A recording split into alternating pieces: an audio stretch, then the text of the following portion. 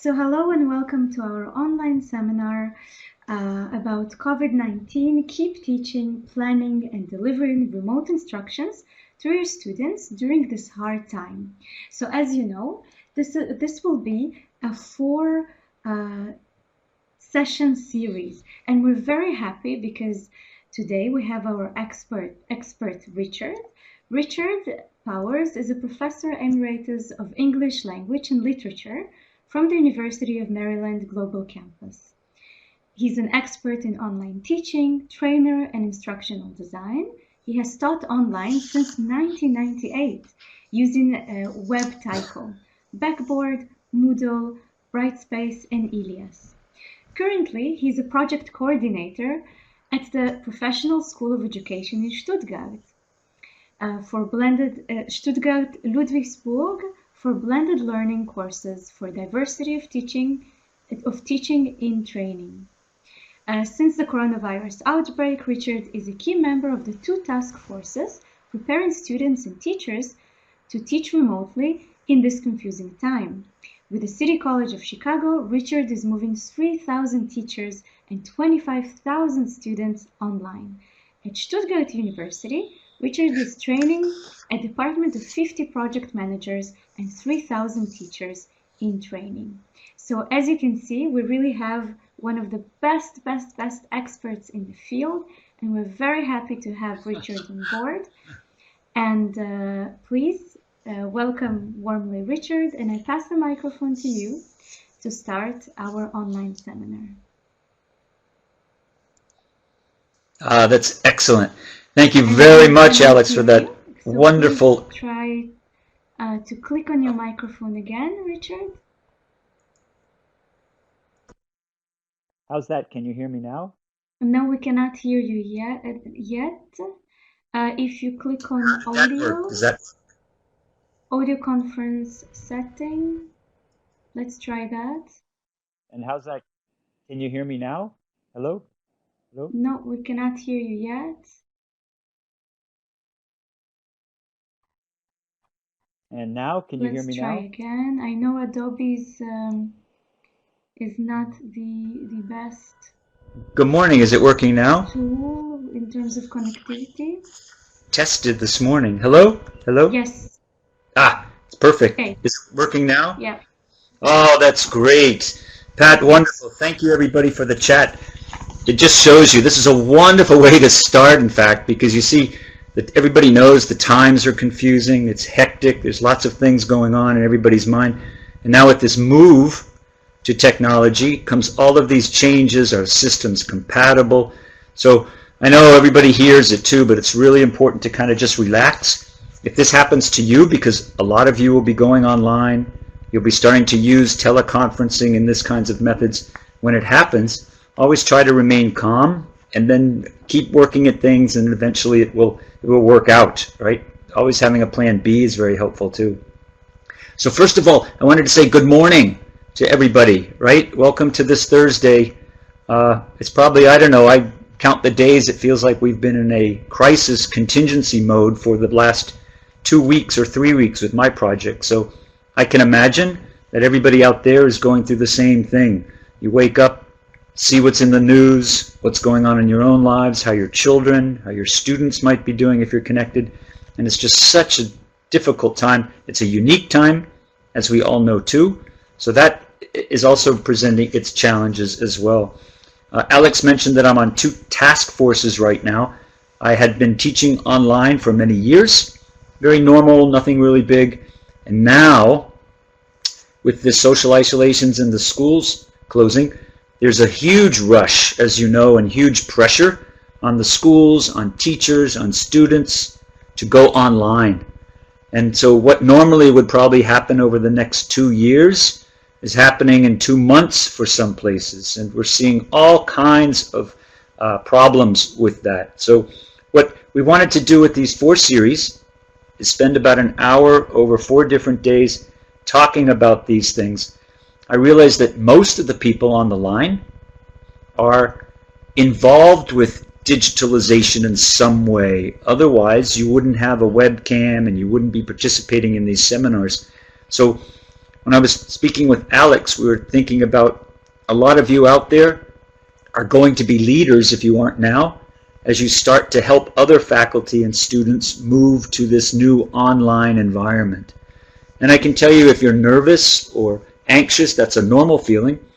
What happened to most, the surveys and the research shows, most instructors and students feel comfortable about the second or the third week when they start working and teaching online. So if you're in those first few weeks yourself, right, that's a normal type of feeling. Just kind of be patient, and it will improve if you just stay patient and kind of go at it.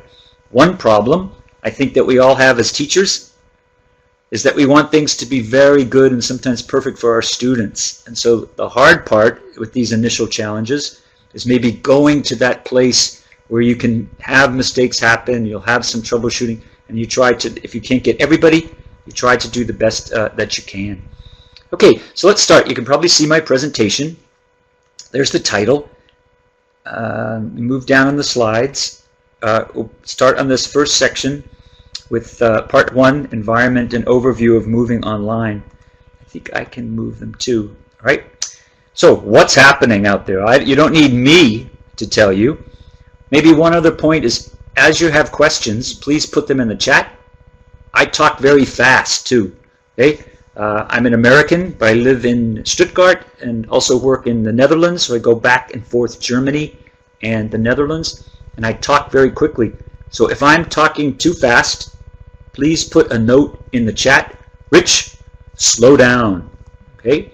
This presentation is a little interactive in that we have 2 polls coming up, and Alex is a great co-host, and she's going to put in links every once in a while. So it might be a good idea if you have a Word document or some other way to, when the link comes in, copy the link and paste it onto that document so you keep a list of resources that come out of this. Also, wonderful, everybody out there has, you know, Alex said I'm an expert. I mean, it's kind of a fancy term. We're all experts in some way. So it would be very helpful if we think of the 67 of us right now as being an online community of learners. And if you have a good resource that you know about that can help, put that into the chat, and then we can keep a record of those, and then maybe after the chat, put together a list of sources and resources that we can use. All right? Okay, so back to the slide. You know what's going on there too, what's happening, right? The schools, many countries have been closed already, or they are closing, right? There are these horrific messages that you feel like you're in an episode of Black Mirror. We were talking about that, or other places that are just dystopia, things that are going on. And the schools are transitioning very rapidly to remote learning. Every country is a little bit different in terms of how the money comes down, if there's technology available for that. The projects that I'm working on right now, faculty are pretty much the emphasis, staff and faculty. And a big part of what we're learning about is the resources for students aren't there. So as we talk about all these things about faculty, also think about what teachers can be doing to help the students. And I think you know some of the issues before we get too far into the presentation. A lot of our students don't have internet access, or perhaps they don't have the right technology, a laptop or a computer that they can use. So what we can do to try to help students might be very limited out there as well. Okay? All of this combines to, and you might be feeling this too, a loss of safety, feelings of connectedness disappearing, feelings of despair, mounting confusion. All of these things, as an instructor, if you're feeling them, they're probably maximized in students when their structure kind of disappears. Okay? As far as parents, teachers, and students' emotions, see if some of these are recognizable to you if you're feeling about these ways. And I put them all together. At first I had them divided, but they're really kind of everybody's feeling like this. Scared, nervous, worried about themselves, the families. They're worried about education. Of course, it depends on the grade level. Some of you, if you're teaching kindergarten or below, primary school, those are concerns. The ones that are trying to graduate, then to go on to university. Are they going to be able to take their exams? What's going to happen next year? All of this different, these emotions are out there.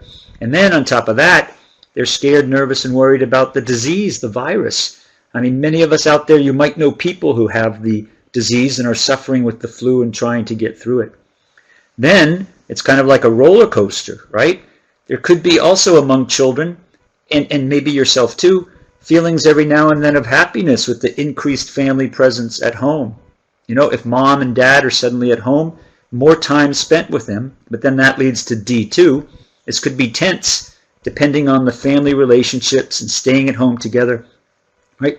If you're like me and my family, we have to book.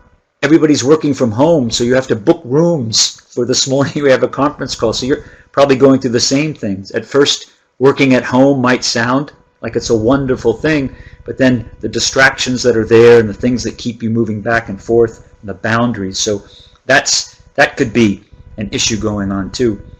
There's also the feelings of being perhaps bored, right? Without school and going to school and the activities, they might be missing their friends in terms of get-togethers. There's also anger out there that sports, music, trips, everyday lives, vacations have suddenly been canceled. So what's going to happen about this? A lot of our students are involved with sports and music events. They train and work hard, rehearse so long, and now suddenly these things will be canceled. And another emotion too, embarrassed about the lack of technology or tech skills at home. I mean, we all make, stories and talk, like perhaps jokes about how much sneakers cost for students, right? And how much an Apple is, and who has a cell phone, and who has this. So there's this competition, who was wearing a special shirt and all this. And now that's maybe exacerbated a little bit by who's able to have internet at home, who's able to keep up with these different things. And maybe students and sometimes families are a little bit shy about coming forward, right? So at this point, what would be kind of neat is if we could have a poll, a little short poll of the 66 of us out there. Let's take a quick poll and see how we're feeling today, just to gauge our announcements. So you can see the poll. Okay, so I'm putting the poll here, and everyone will be able to see it. So the question of the poll is, how do you feel right now about the situation, schools, education, and your role today? And we see various respondents. Already we have 8 people replying, now a bit more. And please, you just need to click on one of the options. And I see many of you are replying. As you can see as well, Richard, people are very engaged, and this is excellent. Continue to reply. Just click one of the options, and indeed we see that cautiously optimistic is for now the majority of respondents. But let's see, we'll give you some more time to reply. So changing, there are quite a bit changing respondents, so the majority is still cautiously optimistic, while we have also people who are scared or nervous, and other people who are overwhelmed. Others are uninformed or confused as well. And so we're gonna give 10 more seconds to this poll. Please, everyone, don't hesitate to share your feelings.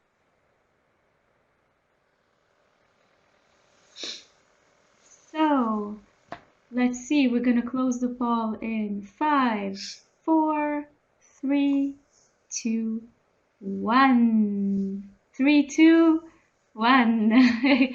Excellent. So let's see how you voted.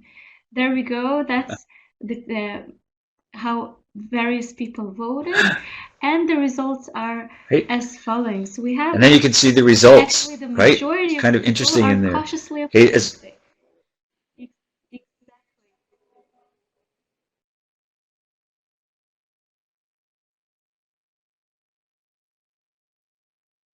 Hello, Richard. We lost that's probably your hello. webcam. Yes, we lost your webcam. Hello, can you hear me? We can hear you, but we lost your webcam. Okay, now it's good. Oh, that's Yes. all right. This also can help. You know, what's so interesting, everybody out there, is that the polling is a neat thing to be able to see what you can do. How do you do interactive communications? And what just happened too can happen every now and then. The connection might get lost or something that moves in there. So kind of remaining calm and keeping up with it and seeing how that's going to work.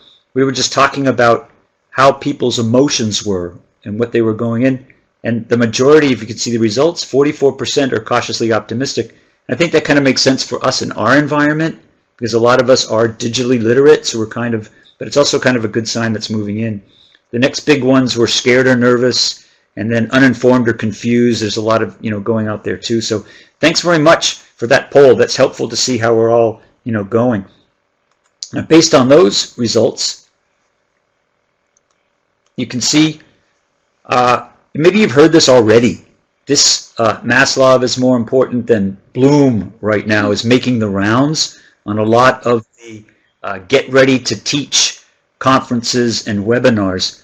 And what it really means is that not worrying so much about your lesson plan and the student's goal, that really the first thing is trying to make students feel comfortable, secure, and confident that they can still progress at their levels, and then the learning will kind of continue. So there's been a lot of work at schools, I'm sure, with your counselors, and the progress moving on here too with our environment is to take care of the students and make them feel secure, and also of us as teachers moving online. Okay, the European SchoolNet, what one way to do this, of how we're trying to do it, now this answer is online education.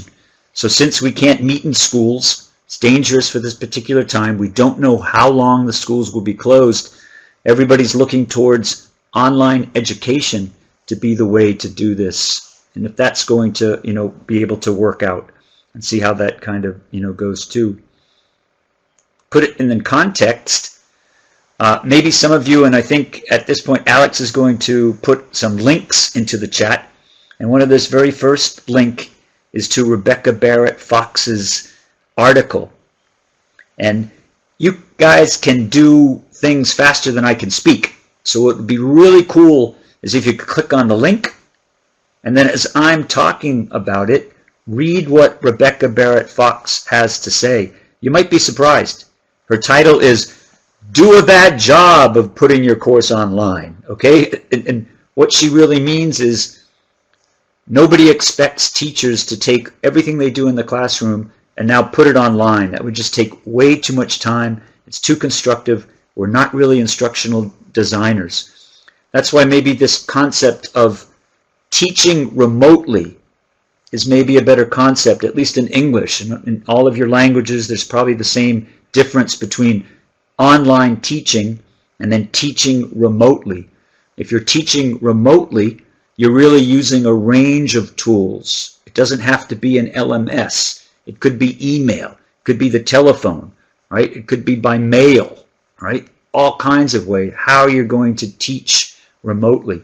So she says, you're not building an online class. You're not teaching students. And most importantly, your class is not the highest priority of their or your life right now. And maybe that's what has to do with this Maslov and Bloom's. They have so many worries, parents and students right now, that their math class, their English class, their Spanish class, it's probably not the #1 priority the way it is for us to keep them going too. So if you can kind of release yourself from those high expectations, that will put you in maybe a better comfort zone to try to move forward and then do the next things as these hitting. Okay, some of you are in school administration, so that's not the purpose of this seminar either, but some of the things that school administrations are doing. They have an updated COVID-19 website that you can go to get information, to put the communications in there. They're also putting training online, virtually, the same way that we're doing here today, where they would have a link to a teleconferencing webinar or series of webinars. People would log in directly, and then they would be able to interact as if they were in a classroom. Now, these are early days right now. for teleconferencing, even though lots of business people have used them for a long time. But how teleconferencing is then going to move to education is now being written. So you can kind of see yourselves as pioneers for how this is going to be. Right? An LMS, think we're okay with that, right? Learning Management Systems. We'll talk a little bit more about that. Some of the schools have them already.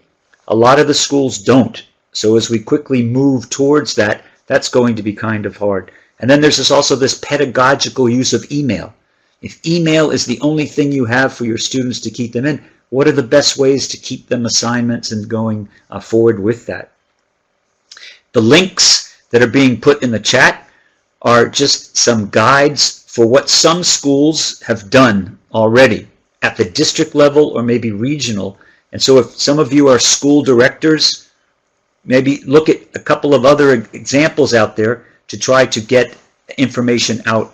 I looked at 3 schools today, 3 high schools in Stuttgart at their home pages, and there wasn't anything on the home page about school closure or event or anything there. So that's telling me that maybe the website person works at the school and can't access those sites. So look and see what Stoughton Public Schools have done and see how that works. A training calendar will work. My examples are from colleges, they're from universities.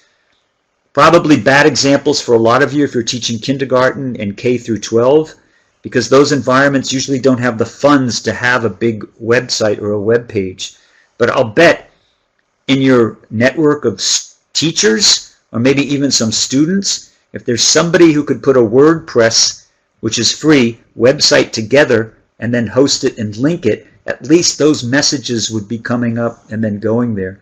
The example that you see is from City College of Chicago up there, and you can see the margin, the nav bar. There's an FAQ, news and updates. Important, there's a section for students and there's a section for faculty, for teachers and staff. We learned very early we were only focusing on the employees, and the students were coming to the websites looking for information. So that's important too, even if it's we don't know yet types of messages, right?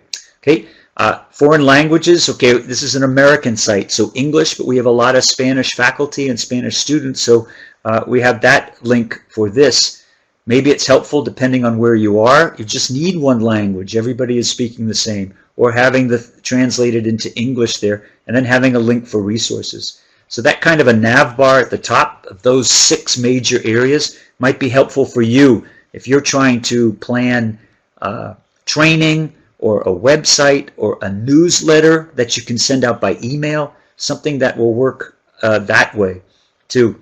What's nice about this one, you can't see it live, but you could probably, if you click on it, as the messages coming from the top are put out, then they're posted here. The timeline is important. So if you look at this one, classes resume, but most will be offered remotely. So on Monday, let's see, 4 days ago, I'm losing track of the time, we started teaching remotely.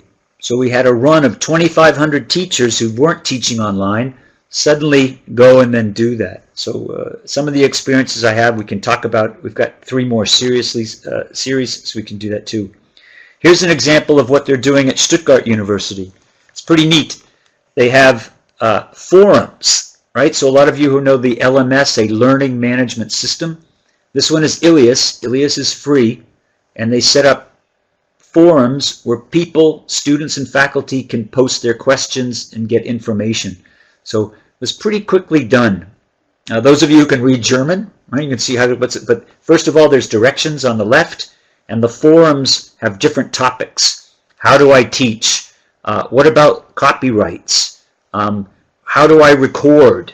How do I do this? So if you think about, if you're on a task force now, think about what your audience needs to know in types of questions and form categories, so then there's some way for them to post this online. Even if it's your Facebook account, right? You could set up a special Facebook COVID account and then have interesting streams where people are responding and giving ideas when they're moving in. Okay, let's talk about some important planning considerations if you're part of the administration and trying to do this.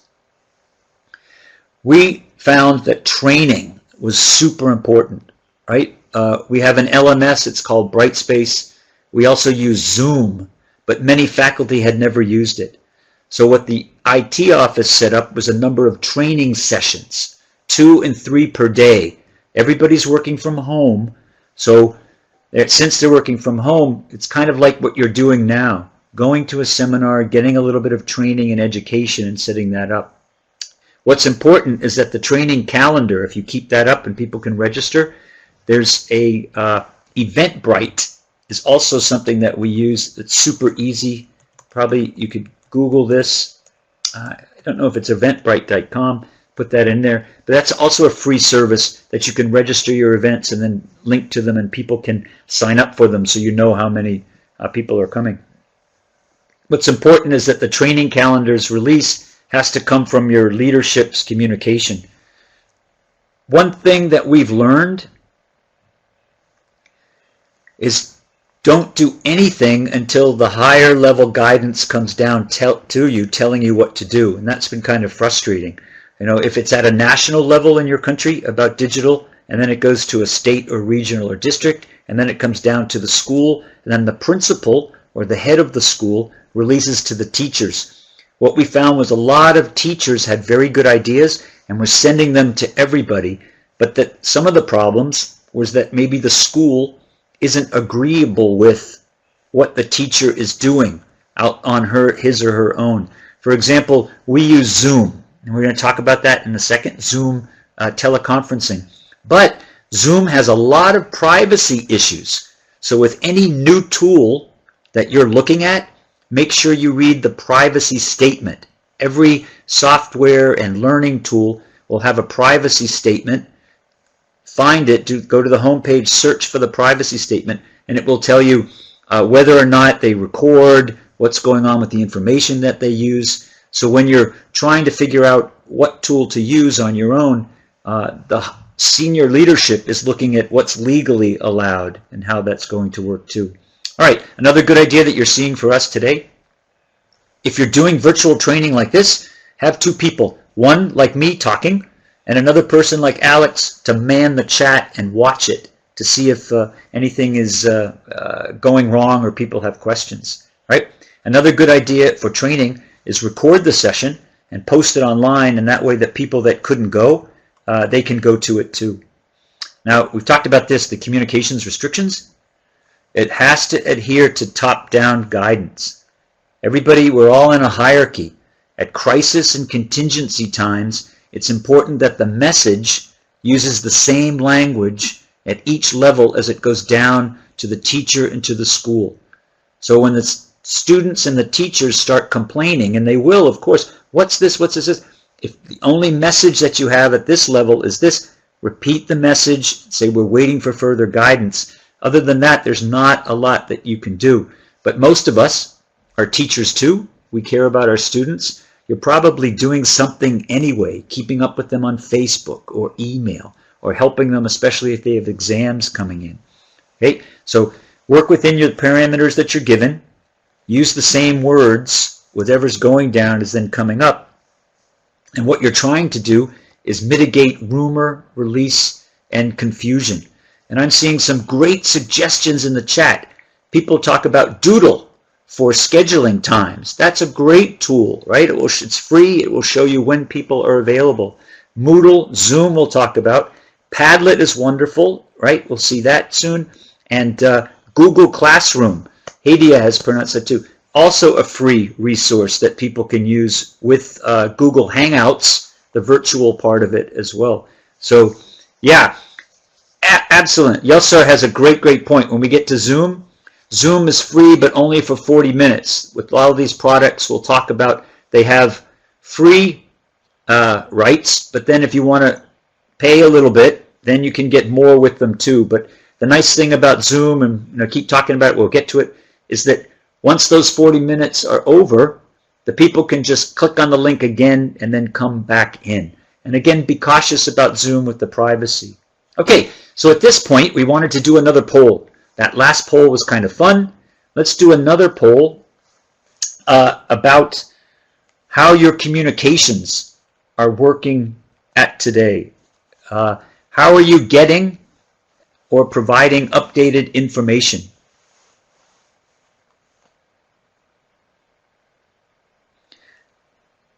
Okay, so Kate, you here's have our poll, and I'm just gonna enlarge it a bit so you can all see very well. Yes, I pass the microphone to you, Richard. Oh, no, okay. So how are you getting or providing updated information from your schools to students and parents? Is it by email? Is it by telephone? Is there a website that you have? Remember, I just showed you these expensive, fancy websites that the universities have, but maybe your school has one that they're keeping up with. And what about social media? Maybe a Facebook or a Twitter account, Instagram. And then the last choice, there isn't a consistent method yet. The communication is coming there, it's coming from here, it's coming from... Central leadership hasn't taken over the communication and hasn't, tried to make sure that the same message is being promoted out there.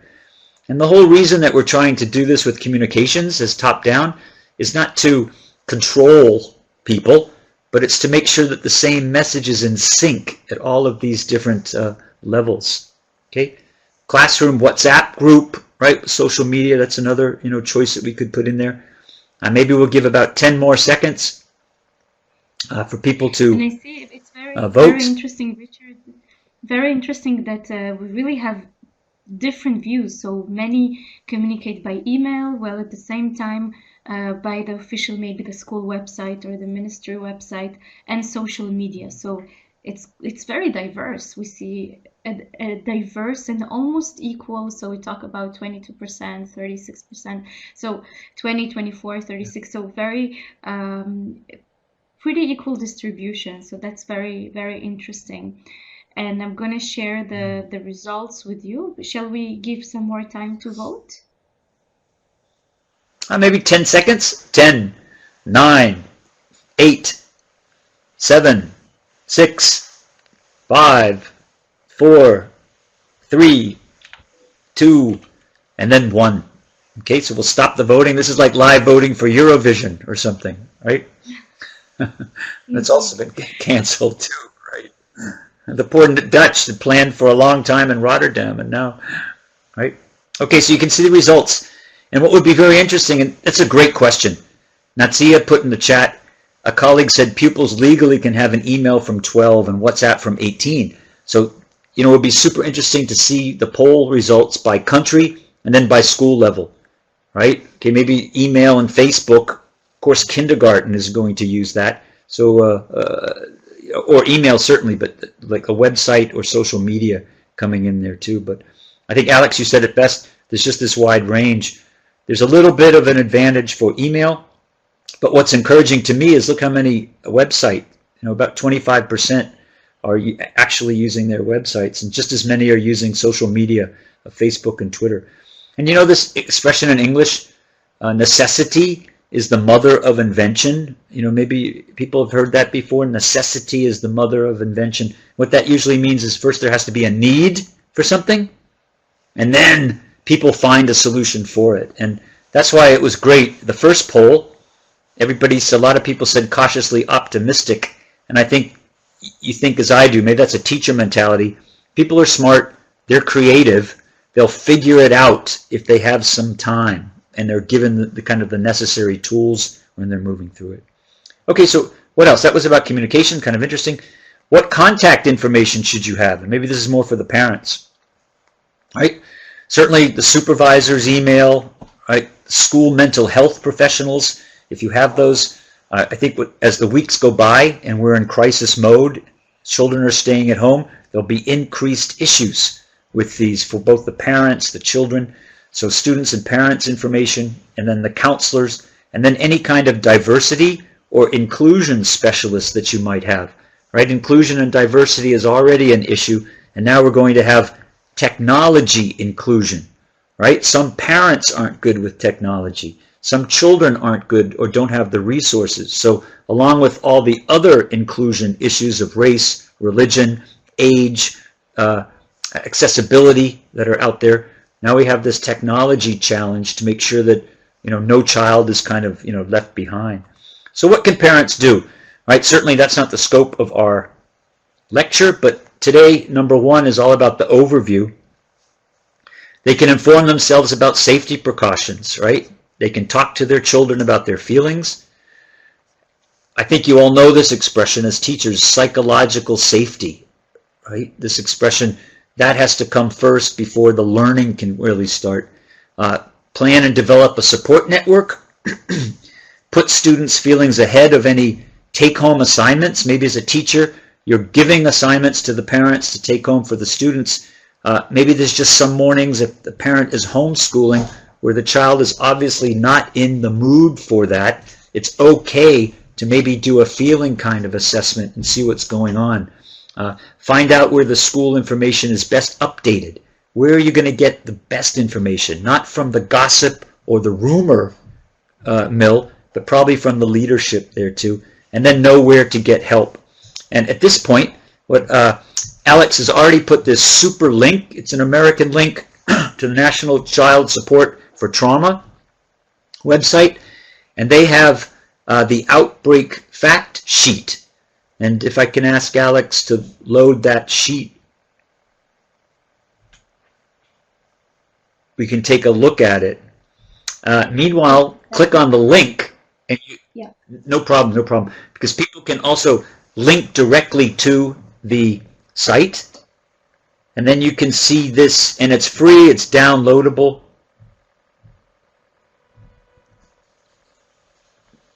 Nazia, thank you so much. You say, okay, I'm amazed that Mr. Powers can do all this stuff at the same time. Well, you know what? I couldn't do it 2 weeks ago. I mean, that is for sure. What's happened is because we're doing so many trainings, I've just gotten better at it. So you will do it too. If I can do it, you can do it. And in fact, it's almost kind of fun. You begin to think of yourself as a TV broadcaster or as a radio personality. And I think there's a lot of good educators out there in the classroom. And now just use your personality when you go online, but you have to practice as it's moving through. Okay? It's a little difficult, multitasking and moving from place to place. WhatsApp groups or work. Jose says that the teachers, students, families, school are being forced to respond and quickly, and it's been a problem. You said, I think you're right. And everybody knows the squeeze is there. And as teachers, what happens? It becomes up to us to deal with that. The administration means well. They're giving good resources. But now what happens is the teacher has to deal with that and the student and then try to figure out how to do all these different things, right? And Hage's got a great point. The students have no interconnection. That is what we're finding on both of our task forces.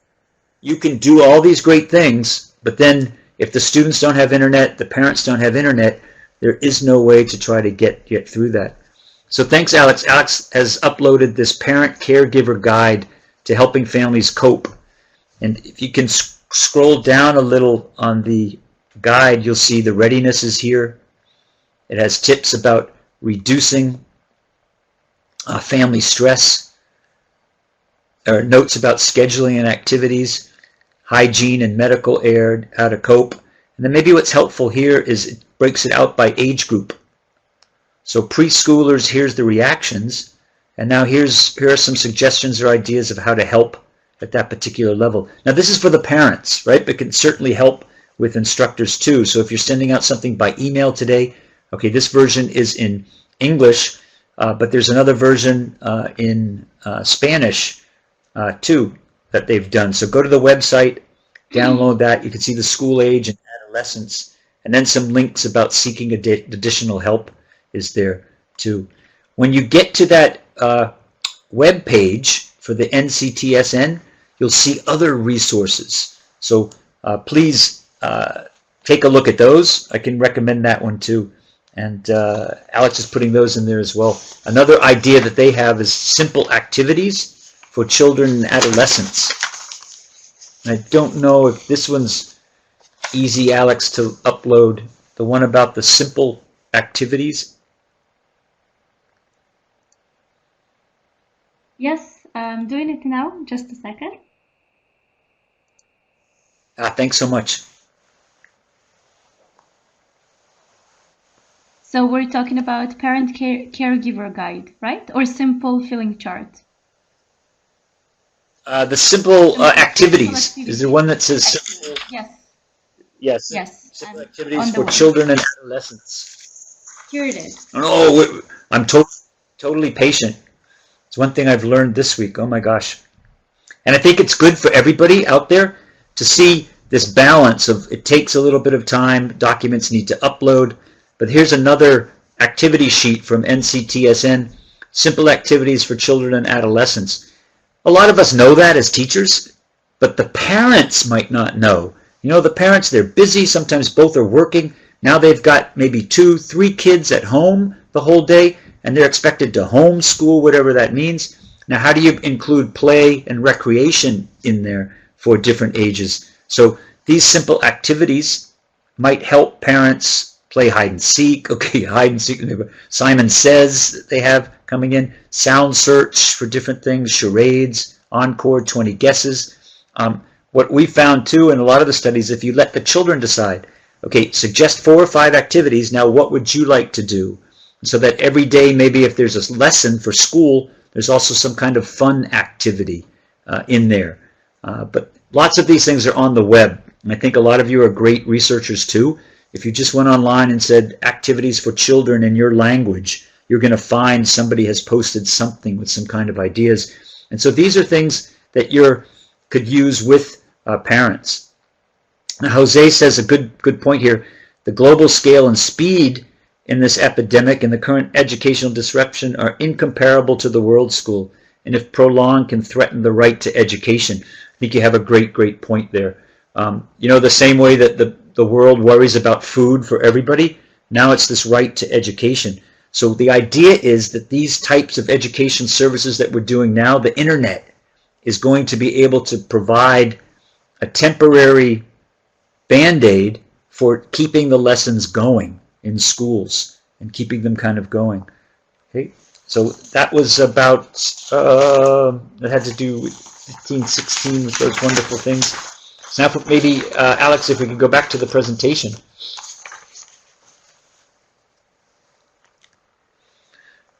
Yeah, oh, wow, Alex, great idea. A lot of these documents, go to Google Translate. If you can take the paragraph from it and put it in, and then it kind of rapidly translated, and then, okay, you have to go through to make sure that it has all the right things that are moving in there.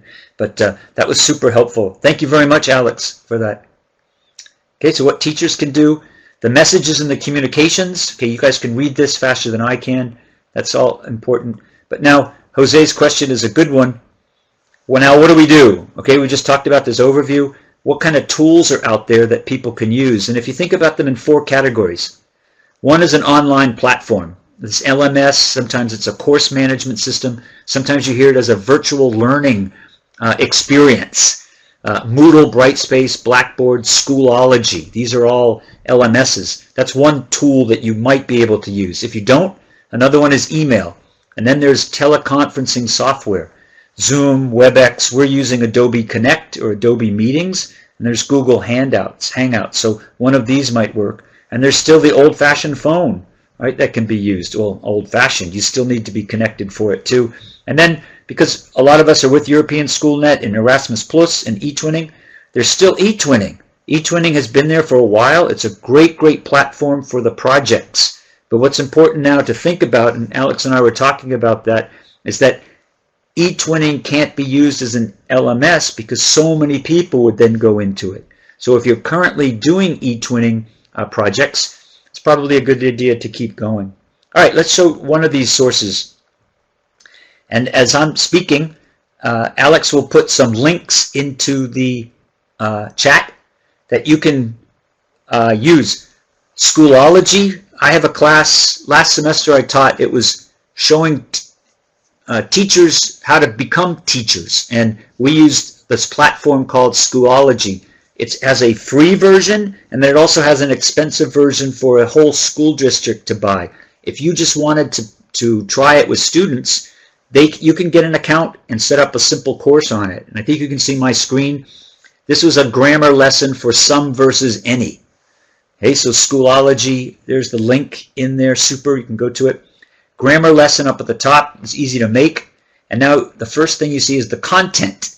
Now if you click that, we can't because you can't really see it. I have a little short link about describing what Sum and Any is that then has a link to YouTube, a very short 2-minute clip on Sum versus Any for 5th graders. So the idea is they would read, then watch the video, and then there's an assignment. Please write 10 sentences with Sum and Any and then with questions. And then after they do that, I give the feedback, and then they take a little quiz. And what I've done with the quizzes is I've opened them so they can take them many times, 3 or 4 or 5 times. So try that. What happens, you set up a code for the course once you create it. It gives you an access code, and then you send the access code to the students. The students have to register too in there, and you can send that internally or to their email, but you can have a class or a lesson using Schoology. And this is a great point. Somebody said in the chat, they're good, but sometimes you must pay for the tools.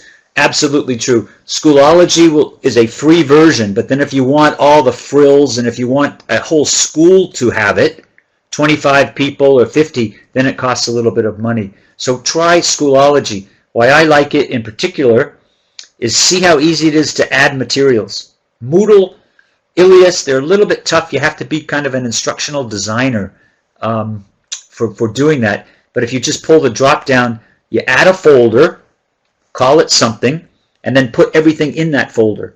Usually content, a video clip, interactive, a discussion, and a quiz. So you could add a quiz quickly, add a discussion, you could add a page where you're trying to write. So I think a lot of people who've never taught online, you can do things fairly quickly with that. Okay, another resource is My Open Math. And My Open Math is for, of course, math teachers. The instructors get an account, the students get an account, and they have pre-built courses already in there. They're called templated courses. So the most difficult part, the student can get an account very easily. The instructor account is tough because the instructor has to be verified as an instructor. So when you get to this part of filling out your request, it's going to ask a direct link to the school web page with your name on it. A lot of schools aren't going to have that. That's why if Alex can maybe repeat the link for the email, admin@myopenmath.com. Oh, what am I saying? I can do that. Never mind, Alex. Oh, look how fast you are, right? We're like Ginger Rogers and Fred Astaire. What a great team. Okay, so if you want the fastest service, you're a math teacher, and you want to get instructor account request, I would write to admin@myopenmath and explain your situation. Say your school doesn't have a web page to verify, but you are an instructor. How can you get access for that? And once you're in, here's a sample. I just picked the first one. Let's go alphabetically, arithmetic, arithmetic, and you can see the course. What you do is you click on the template course, and the full course is right there for you. And you just put your name up there, and then you give the students the key that comes for it, and they go into the course, and you can do everything, grade books and quizzes. The trick is to find the right course for you. They don't have a lot of basic. It's not really for primary school. It's probably meant for, I'd say, 8th grade and above, right?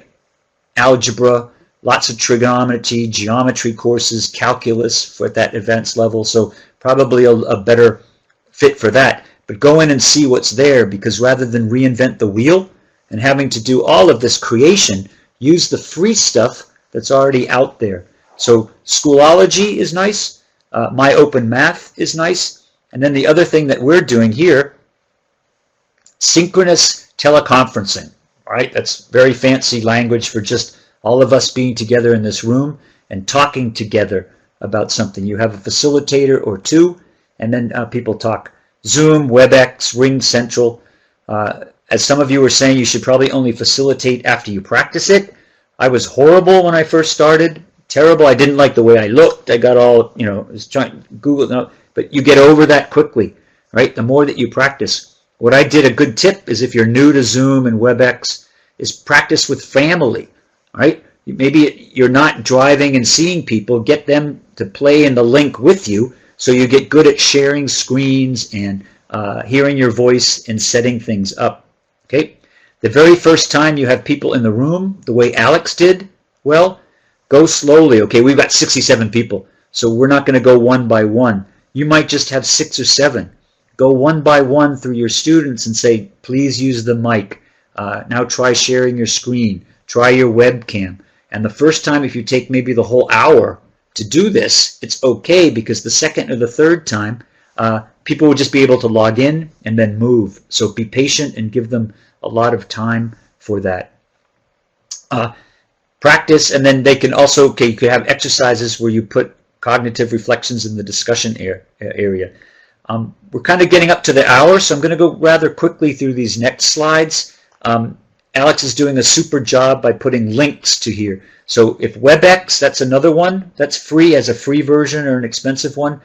They have a lot of demand right now, so my WebEx account, it's overloaded. Maybe that will get better. Skype is out there. Skype's been there for a number of years. If that's going to work, it's also free too. And the one that's getting a lot of buzz these days is Zoom. And that's the one I use at Stuttgart University. It's going to WebEx, but I liked it. And also at City College of Chicago. The Help Center is great. And we don't have a lot of time to go through there, but they have good support. They also have, see this button in the middle? Live training. So you can sign up for a live training and someone will talk to you in your country. Right? Zoom isn't just in America, it keeps expanding and moving up. So find live training in your country and your language, and then pick that up. Now, what does Zoom look like? Okay, certainly we're not going to cover a lot of it here too, but you can see the interface up at the top. The people, you can see their videos fairly clearly, the main screen, and then you can mute your audio just like in Adobe Connect.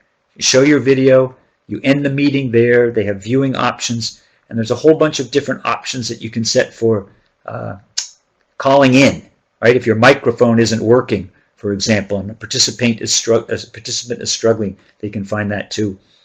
There's a gallery view, right? So if students are doing presentations, it's kind of a nice one where they're all interacting, or group conversations. The benefit for me, what I love about Zoom the most, is that you can share your screen quickly. So all I have to do is just click on something and everybody sees the screen. And there's also a whiteboard. And Yasser is saying that's pretty good too. Sarah asked a great question. Can you record in Zoom? You can. Right? There's a button down there that lets you record. So you can show students how to do something and then move it through. Zoom has a free account. And I think Yasser said 40 minutes work pretty well. But then after that, you have to jump in. And it's limited to, I think, 50 people that can come in the class, but that might be big enough. But again, check the privacy statement on Zoom and make sure that you and your school and your students are comfortable using it. That's the other part of this. All right? Okay, there are all kinds of tips and best practices, a lot you've seen with these. Moving in what to do, hosting a meeting and turning your camera on. Take-home packets are kind of involved. And what I'd like to do here is, our next session is coming up. Okay, we're getting to the hour, so I'll probably start our next session here with take-home packets and how they're going to work. We'll talk more about discussion topics and e-twinning. But what I want to leave everybody with this morning is this idea about wellness, right? That taking care of ourselves, that none of this works without us. So for all of us, if you're the teacher, take care of yourself too, right? Eat right, have a routine, even when you're working from home. This is a tough one for me, number 3, maybe for you guys too. Have boundaries when working from home so that it doesn't become too much, right? If you're working 6 or 7 hours a day at home, your children still need you. Your spouses, your partners, your loved ones still need you. It can't become suddenly a 24-hour thing, although as administrators, it gets kind of crazy right now. Okay, virtual coffee breaks with colleagues can be helpful.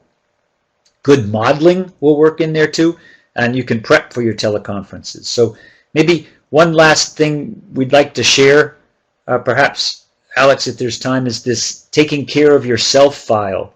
That was going to come at about slide 33. It's a PDF, and we can put the link in there too. And maybe after that, we can also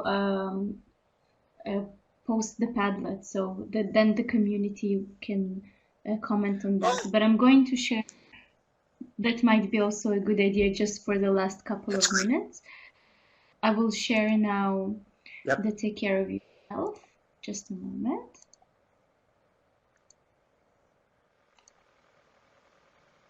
Idea, thanks so much. Yep, you take care of yourself too. Thanks for coming.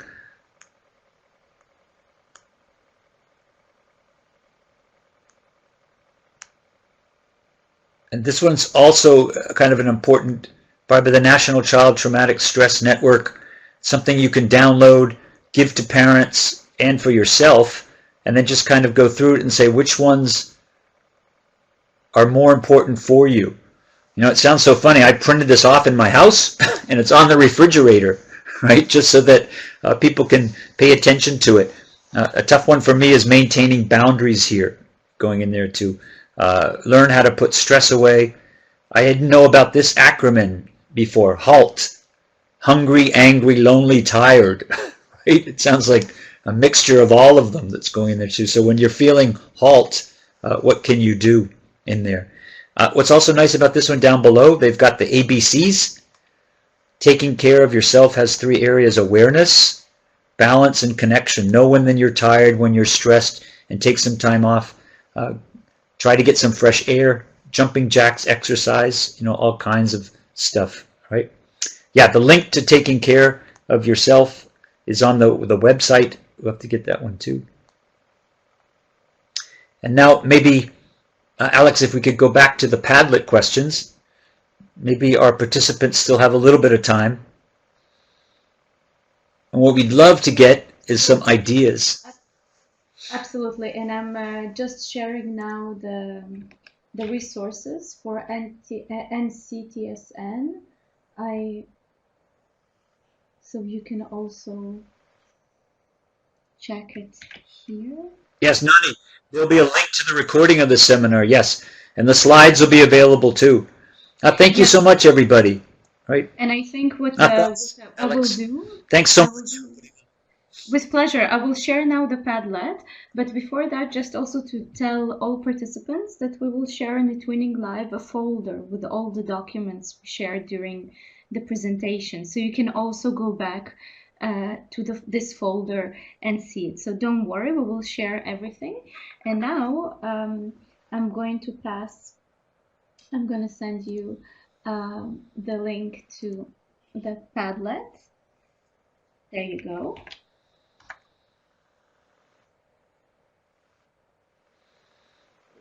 Okay, just a moment.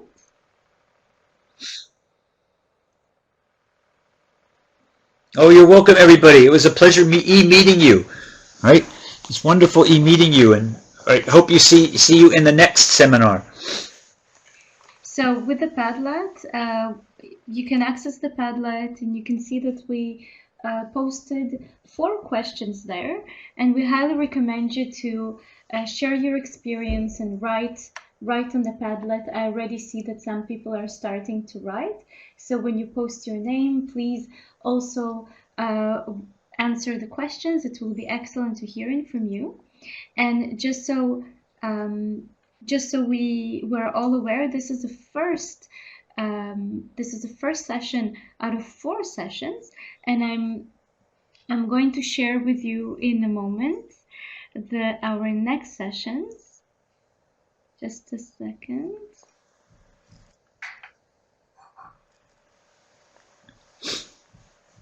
Just a moment.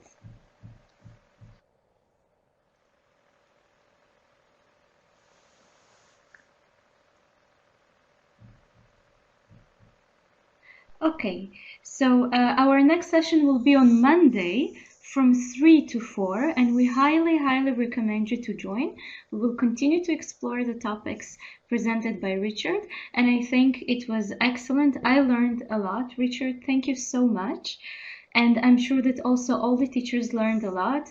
I see from the chat the engagement level was very high, so thank you all of you dear Twinners to be so enthusiastic and providing feedback and being active and attentive. It's excellent. I'm very proud of you all.